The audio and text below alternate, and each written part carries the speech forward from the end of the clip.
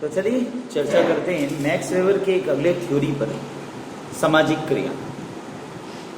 देखिए, दो शब्दों से बना है, समाज और क्रिया, सोशल एक्शन। समाज की बात करते हैं तो मुख्य रूप से दो या दो से अधिक व्यक्तियों का एक हम की भावना के साथ, एक पारस्परिक उत्तेजना के साथ एक स्थान पर एकत्रित होना, ये समाज के दृष्टिकोण से। अब समाज के लोगों में हम की भावना है और उसके आधार पे एक्शन यानी क्रिया करना। पर मैक्स वेबर ने सामाजिक क्रिया का विश्लेषण दृष्टिकोण से थोड़ा सा बदल के किया। उन्होंने कहा कि समाज में हम बहुत सी क्रियाएं करते हैं, वो क्रियाएं जिनमें चार बातें समाहित होंगी, उन्हें हम सामाजिक क्रिया कहते हैं। पहला, जो वर्तमान या भविष्य के साथ व्यवहार प्रभावित हो। दूसरा, जड़ वस्तुओं के साथ ये क्रियाएं नहीं मानी जाएगी, यानी समाज के व्यक्तियों के मध्य में होगा, जड़ वस्तुओं के साथ ना होकर व्यक्तियों के मध्य। कर्ता, तीसरी बात कहा, कर्ता की वही व्यवहार सामाजिक क्रिया के अंतर्गत रखे जाएंगे जो दूसरों के व्यवहार से अर्थपूर्ण ढंग से संबंधित हो, यानी जिसका मीनिंगफुल एक्शन निकलता है। चौथी बात, अनेक व्यक्तियों द्वारा एक ऐसी क्रिया जो दूसरों के व्यवहार को प्रभावित हो, वो सामाजिक क्रिया कहला सकती है। अब यहाँ पे देखें तो उदाहरण को यहाँ सामने लाएंगे। एक कंडीशन बन रही है कि एक व्यक्ति एक तरफ से साइकिल से आ रहा है, दूसरी तरफ भी एक व्यक्ति साइकिल से आ रहा है और दोनों साइकिल सवार के टक्कर हो जाते हैं, दोनों गिर जाते हैं और उसके बाद दोनों संभल के उठते हैं। नाउ ये घटना आपके सामने है, दो साइकिल सवार एक दूसरे से टक्कर खाए और गिर गए और गिरने के बाद उठे। अब इसके बाद क्या क्या चीज़ें हो सकती हैं इस घटना के तहत देखें तो क्या क्या बातें संभावित हैं, क्या क्या चीज़ें हो सकती हैं। तो पहली चीज़ जो यहाँ हो सकने की संभावना है, वो दोनों लोग झगड़ सकते हैं, यानी दोनों व्यक्ति आपस में झगड़ा कर सकते हैं। दूसरी चीज, दोनों लोग एक दूसरे से बात, एक दूसरे को रिएक्ट ही ना करें। ये पहली अवस्था है कि एक दूसरे से झगड़ेंगे। दूसरी अवस्था है एक दूसरे को कोई रिएक्ट नहीं कर रहे हैं, यानी उठ के दोनों अपना अपने साइड चले गए। और एक है कि उठे और एक दूसरे के साथ झगड़ा कर रहे हैं। और एक तीसरी अवस्था है जिसमें समझौता करेंगे, भाई चलिए कोई बात नहीं है, आपको लगी तो नहीं, नहीं भैया नहीं, अरे आपको नहीं भैया चलो। तो तीन कंडीशन मैंने आपके सामने बताई। पहला, झगड़ा करेंगे, गाली गलौज कर रहे हैं, हाथापाई कर रहे हैं।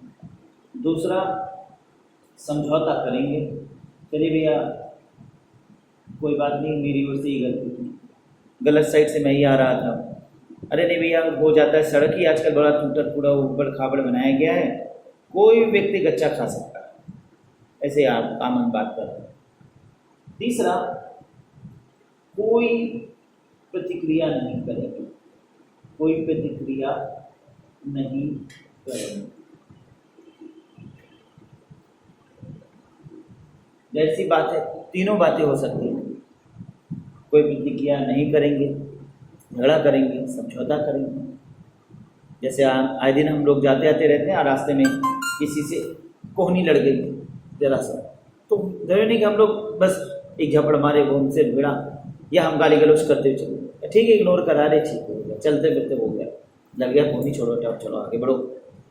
तो जनरली हम, जरूरी नहीं है कि हम झगड़ा करें, जरूरी नहीं है कि हम समझौता ही करें, बोले कुछ अरे भैया इग्नोर भी करें। बहुत सी हम देखते हैं 95% घटनाएं ऐसी होती है जिसमें हम चीज़ों को इग्नोर कर रहे हैं। आप कोचिंग जा रहे हैं, क्लास से निकल रहे हैं, क्लास से कुछ लोग और निकल रहे हैं, जल्दबाजी में कोई निकला ठक्कर मारते हुए चला गया, आप बदकस ऐसे करे, आगे बढ़ गए।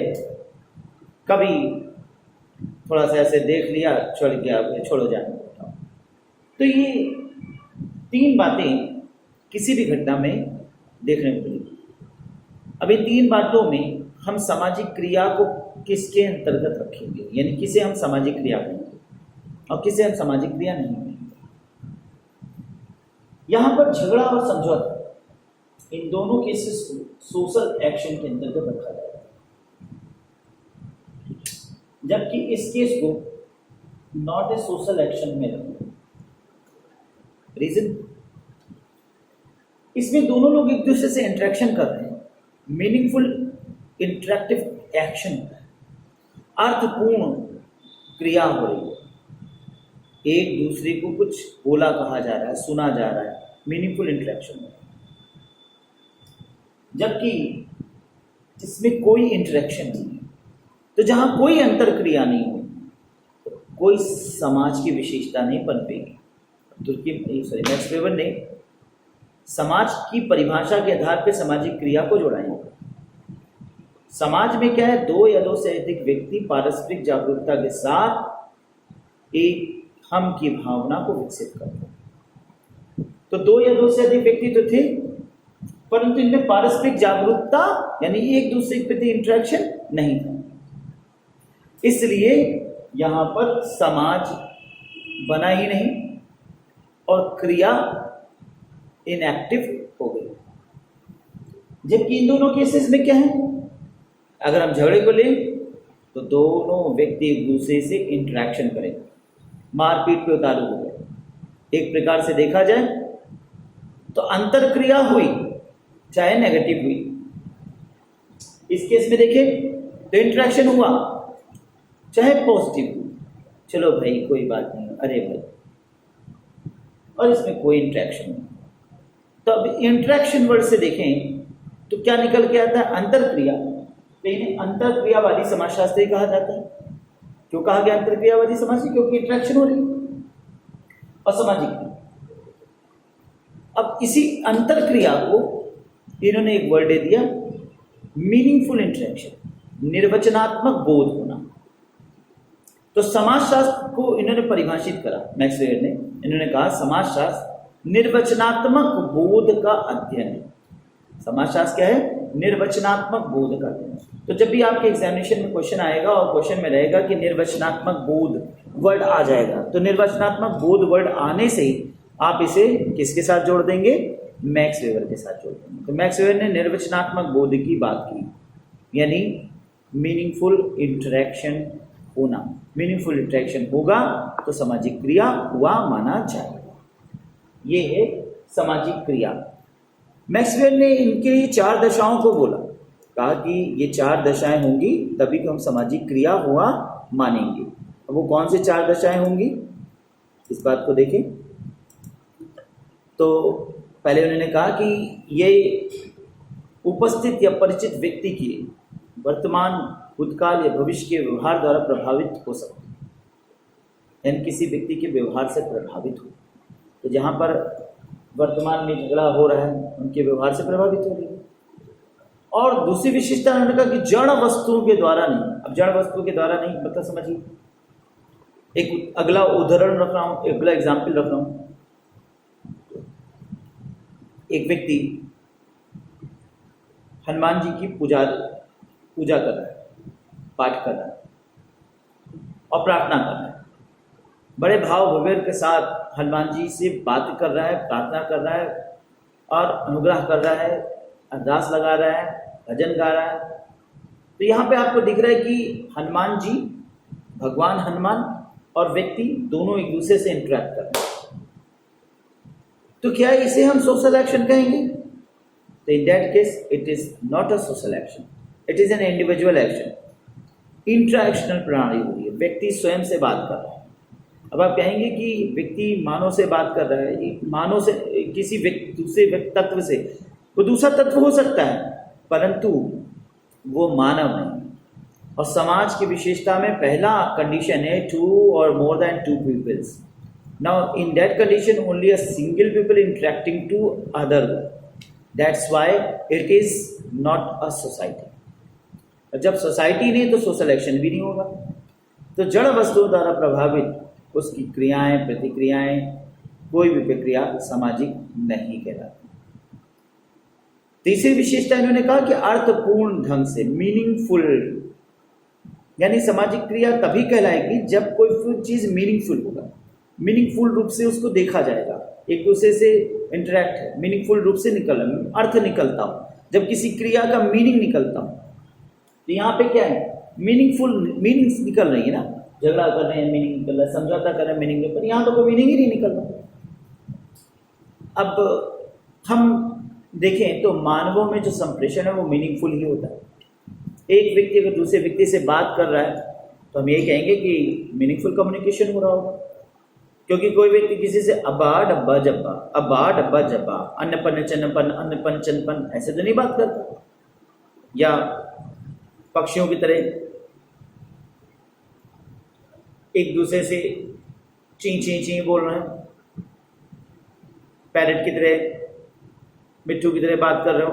There are some other conditions. वहां पर क्या है, एक कहा जाए तो इंटरनल फीलिंग्स, एक कहा जाए तो उनकी फंडामेंटल इंस्टिंक्ट्स हैं, लेकिन वो कोई मीनिंगफुल इंटरेक्शन करना जरूरी नहीं। कौवा काव काव काव कर रहा है, चिड़िया ची ची ची ची ची कर रही है, वह हैबिचुअल है, इनहेरिटेड है। पर ह्यूमन अगर किसी ह्यूमन से बात कर रहा है तो there should be a meaning. तो तीसरी विशेषता, ह्यूमन का कम्युनिकेशन हो रहा है तो वो मीनिंगफुल इन कम्युनिकेशन नहीं हो रहा। तो अनेक व्यक्तियों के माध्यम से इसे देखने को मिलता है।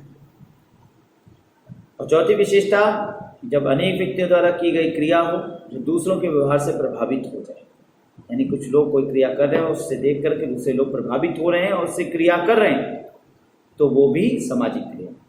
अब एक व्यक्ति, बारिश हो रही है, उसने अगले व्यक्ति को इन्फॉर्म किया कि छाता निकाल लो, व्यक्ति ने छाता निकाल लिया, तो दूसरे प्रभावित हुआ, बिना कहे एक इशारा किया कि छाता ले लो और निकल जाओ। तो ये भी क्या है, इंटरैक्टिव, ये भी क्या है, मीनिंगफुल। यहाँ पर भी सामाजिक क्रिया हो रही है। तो सामाजिक क्रिया के हम 4 भाग में इसको वितरित कर सकते हैं। पहला, तार्किक बुद्धि संगत सामाजिक क्रिया, लॉजिकल होगा सामाजिक क्रिया। दूसरा, मूल्यांकनात्मक या मूल्यों पे आधारित सामाजिक क्रिया। सामाजिक क्रिया क्या है, वो मूल्यों, वैल्यूज पर आधारित है, नैतिक मूल्यों पर आधारित है, सांस्कृतिक आदर्श और मान्यताओं पर आधारित है। मूल्यांकनात्मक सामाजिक क्रिया ही कहलाएगी। जैसे जहाज के किसी कप्तान की जहाज के डूबने के साथ डूब जाने की क्रिया। अब मूल्यांकन क्रिया मतलब वैल्यू जिसमें हो, ऐसी क्रियाएं जो जिसमें मूल्य प्रधान हो जाए। जैसे हिंदू विधवा अपने पति की चिता पर अपने आप को प्राणोत्सर्ग कर दे, यानी अपना न्यौछावर कर दे, अपनी जान दे दे। ये भी क्या है, मूल्य से प्रेरित होकर किया गया क्रिया है। इसे कहेंगे मूल्यांकनात्मक सामाजिक क्रिया। और एक तार्किक या बुद्धि संगत सामाजिक क्रिया, जिसमें आप तर्क आधारित एक्शन कर रहे हो। मैं आपको पढ़ा रहा हूँ, आप स्टूडेंट हो, मैं टीचर हूँ, हम दोनों के बीच में इंटरेक्शन हो रहा है। मैं पढ़ा रहा हूँ, आप समझ रहे हो, आप प्रश्न कर रहे हो, मैं उसका उत्तर दे रहा हूँ, आपको एक्सप्लेन कर रहा हूँ, लिखवा रहा हूँ। ये क्या है, तर्क संगत सामाजिक क्रिया। इस प्रकार से बुद्धि संगत या तर्क संगत सामाजिक क्रिया और मूल्यांकनात्मक सामाजिक क्रिया, 2 सामाजिक क्रिया। तीसरा है प्रभावात्मक या भावात्मक सामाजिक क्रिया। व्यक्ति की मस्तिष्क अथवा मनोदशा यानी डायस्पोरा द्वारा तत्काल प्रभावित होने वाली क्रिया संवेगात्मक अथवा भावात्मक सामाजिक क्रिया कहा जाएगा। तो मनोदशा या मस्तिष्क से प्रभावित होकर किया गया क्रिया, प्रभाव के आधार पर किया गया क्रिया, प्रभाव किसी को भावों पे आकर किया गया क्रिया, तो भावात्मक रूप से उत्प्रेरित होकर क्रिया किया गया। आप जा रहे थे, आपने देखा एक भिखारी जो है कांप रहा है, ठंड का दिन है, और आपसे देखा नहीं गया, आपने अपना कोट उतार के उसको दे दिया। अब आप चाहते घर जाते कंबल ला के दे सकते, सस्ता पड़ता, कोट महंगा है, पर फिर भी आपने क्या किया, कोट उतार के दे दिया। ये क्या, भावों पर आकर किया गया क्रिया, भावात्मक सामाजिक क्रिया, भावों से प्रेरित होकर सामाजिक क्रिया। तीसरा है चौथा है परंपरात्मक सामाजिक क्रिया, परंपरा पर आधारित होकर किया गया सामाजिक क्रिया। जैसे प्रथाओं से, रूढ़ियों से, विश्वासों चलित क्रियाएं, परंपरागत रूप से पारंपरिक सामाजिक क्रियाएं। तो आपने देखा कि लोग परंपरावश कोई क्रियाएं कर रहे हैं, पूजा पाठ करें, स्त्रियां हैं पेड़ के चारों पेड़ काट रही हैं, पेड़ को बांध रही हैं, पेड़ में धागा बांधा जा रहा है, पेड़ को अर्चन दिया जा रहा है, पौधे को जल दिया जा रहा है, तुलसी रूपी पौधा है उसको माता माना जा रहा है। ये सारा चीज क्या है? परंपरा पर आधारित सामाजिक क्रिया। तो समाज में जो क्रियाएं हो रही हैं, ठीक है ना, इन क्रियाओं का परंपरा पर बेस्ड होकर अगर ये समाज की क्रियाएं किए जा रहे हैं, 4 औरतें गई पूजा कर रही मंदिर में, परंपरागत रूप से सामाजिक क्रिया। एक बच्चा, एक व्यक्ति किसी को देख के भावात्मक रूप से विभव हो जाता है और वो उसको अनुदान कर देता है, कुछ दान कर देता है, भावात्मक सामाजिक क्रिया। दूसरे के दृष्टिकोण से वैल्यू ध्यान में रखते हैं, मूल्य पर आधारित, मूल्य ये कहते हैं कि मुझे ऐसा करना चाहिए इस समय, अगर ये जहाज डूब रहा है तो मेरे वजह से डूब रहा है, मेरा जीवन, मेरा तो बच जाऊंगा, लेकिन मेरे बचने के बाद भी मैं अपने को माफ नहीं कर पाऊंगा, तो मेरा जीवन उत्सर्ग मुझे ठीक ही पड़ेगा। तो मूल्यों पर आधारित होकर किया गया क्रिया। एक दूसरे को, मैं अभी शिक्षण कर रहा हूँ, पाठ्य हो रहा है, अध्ययन अध्यापन किया जा रहा है, 2 लोग आपस में बात कर रहे हैं, इसके पीछे उद्देश्य क्या है? तर्क कि असिस्टेंट प्रोफेसर बनना है, IAS ऑफिसर बनना है, लेक्चरर बनना है। ये क्या हो गया? तार्किक या बुद्धि संगत रेशनल क्रिया। तो इस प्रकार से ये सारी क्रियाओं को हम सामाजिक क्रिया के प्रकार में रख सकते हैं। अब अगर हम सामाजिक क्रिया को एक बार में क्लियर करना चाहें तो एक पैराग्राफ एक यहाँ पर कहूँगा। सामाजिक क्रिया के संबंध में स्पष्ट इतना कहा जा सकता है कि किसी भी अन्य व्यक्ति अथवा व्यक्तियों द्वारा प्रेरित अथवा प्रभावित व्यवहार को सामाजिक क्रिया कहेंगे।